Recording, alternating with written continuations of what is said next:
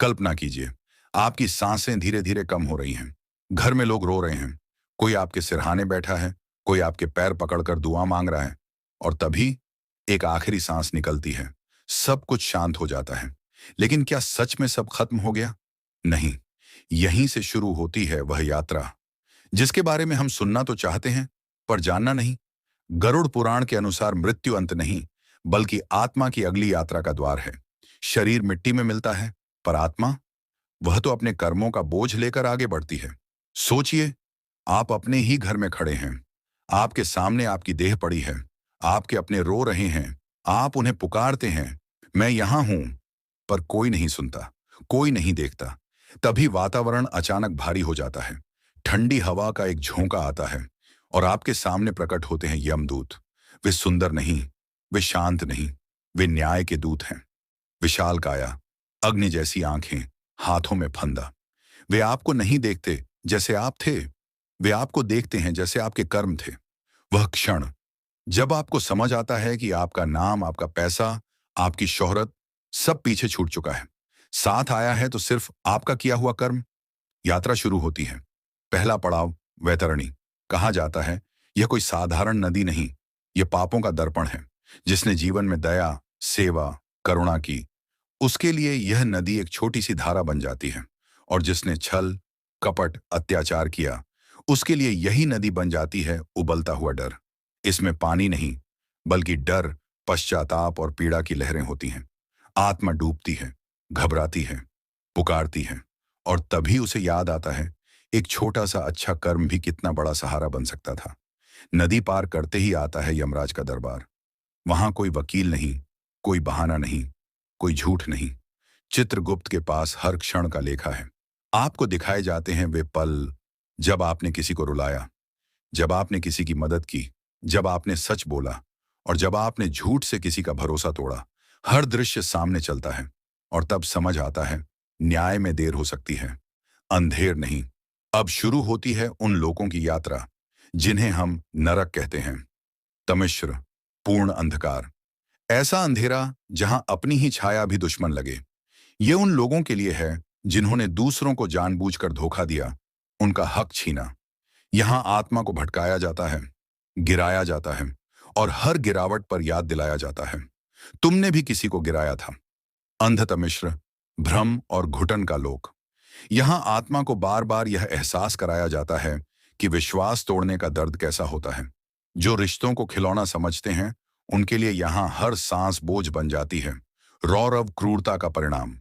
यहां धरती जलती है, हर कदम आग है। जो लोग बेजुबानों को सताते हैं, दूसरों को दर्द देकर आनंद लेते हैं, उन्हें यहां वही अनुभव बार बार होता है। कुंभिपाक, सबसे चर्चित यातना। उबलते तेल के कड़ाहों में आत्मा को डाला जाता है।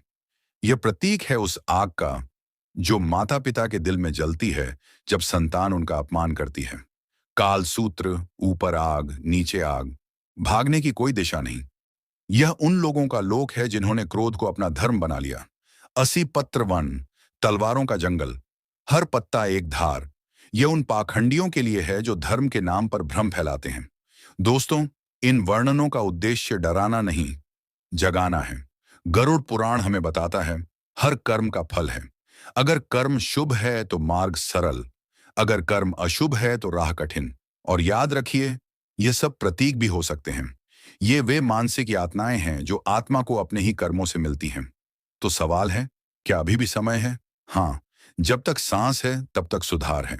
अगर आप तैयार हैं तो अगले भाग में जानेंगे उन और भी भयानक लोगों का रहस्य जहां आत्मा को अपने सबसे गहरे पापों का सामना करना पड़ता है।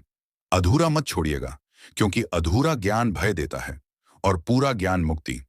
आप अभी तक उस यात्रा में हैं, वैतरणी पार हो चुकी, दरबार लग चुका, कुछ नरकों की झलक देख चुके। पर यात्रा यहीं समाप्त नहीं होती।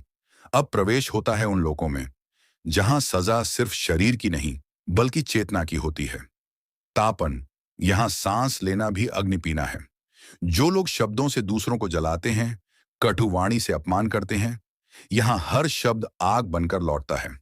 महारौरव, स्वार्थ का परिणाम। जो अपने लाभ के लिए दूसरों की जिंदगी बर्बाद करते हैं, उन्हें यहां वही अनुभव होता है। यहां कोई दया नहीं, क्योंकि उन्होंने भी दया नहीं दिखाई। शूल प्रोत कांटों का संसार, ये उन लोगों के लिए है जिन्होंने दूसरों की राह में कांटे बिछाए, वादे तोड़े, विश्वास तोड़ा और पीछे मुड़कर नहीं देखा। रक्तकूल खून की नदी, यह प्रतीक है उस पीड़ा का जो अत्याचार से जन्म लेती है। कमजोरों पर जुल्म करने वालों को यहां वही दर्द महसूस होता है। कृष्ण सूत्र ईर्ष्या का दंड, यहां आत्मा को काले विषैले नाग जकड़ लेते हैं। जो दूसरों की सफलता देखकर जलते रहे, यहां वही जलन वास्तविक अग्नि बन जाती है। ताम्रकुंड, घर को नरक बनाने वालों का लोक, जो अपने ही परिवार में क्लेश, अपमान और कलह फैलाते हैं, उन्हें यहां तपता हुआ अनुभव मिलता है। कीट भक्ष, लालच की सजा, जो दूसरों का हक मारकर खाते हैं, रिश्वत लेते हैं, गरीबों का धन दबाते हैं, उन्हें यहां कीड़े प्रतीक हैं उस लोभ के जो उन्हें खा जाता है। सुप्त शैया, बेचैन नींद, जिन्होंने दूसरों की नींद छीन ली, उन्हें यहां कांटों पर विश्राम मिलता है। सर्पदल, अत्याचारियों का लोक, जो ताकत के घमंड में कमजोरों को डराते हैं, यहां वे खुद भय में जकड़े रहते हैं। और अब आत्मघात लोक, यहां कोई बाहरी दंड नहीं, आत्मा को बार बार वही अंतिम क्षण जीना पड़ता है। यह हमें याद दिलाता है, जीवन ईश्वर का वरदान है, लेकिन क्या नरक ही अंतिम सत्य है? नहीं। गरुड़ पुराण का असली संदेश भय नहीं, सुधार है। हर नरक एक चेतावनी है। अभी भी समय है। जब आत्मा अपने पापों का फल भोग लेती है, जब वह पश्चाताप से भर जाती है, तब उसे एक और अवसर मिलता है, पुनर्जन्म। यही इस ग्रंथ की सबसे सुंदर बात है। दंड के बाद भी अवसर है, अंधकार के बाद भी प्रकाश है।